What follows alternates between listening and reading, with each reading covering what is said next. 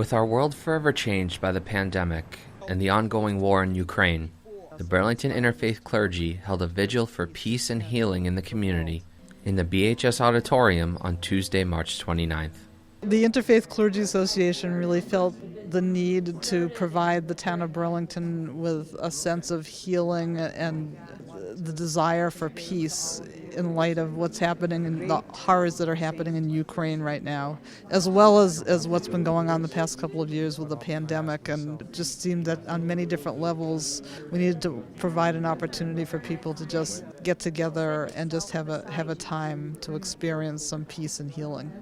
One of the evening speakers was Tran, a local supporter for New Day, an organization now working to help families in Ukraine. My wife and I, we've been involved with New Day for about 5 years now.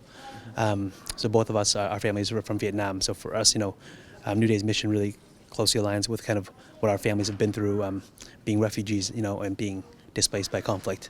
So New Day themselves, after the conflict happened in Syria, so they began from wanting to help those displaced women and children in the country. And now their mission actually has broadened to just beyond food aid, but actually developing programs for these women and children to be empowered and maintain their livelihoods. By bringing the community together for evenings like this, the Burlington Interfaith Clergy wishes to remind us that through these tough times we are not alone and that there is always hope for a brighter tomorrow. I think a lot of us are struggling right now with feelings of hopelessness and grief. Throughout this pandemic, we've been struggling, and so just to let people know that they're not alone and that someone is there for them to listen to them. When we leave this room tonight, we should take with us the sense of hope that the future is bright, will be brighter, and no matter what tragedy we're experiencing or what's going on in our lives or what's going on in the world, there's always the potential for things to get better. So we pray for that time to come soon. You can watch the full vigil now airing on BCAT.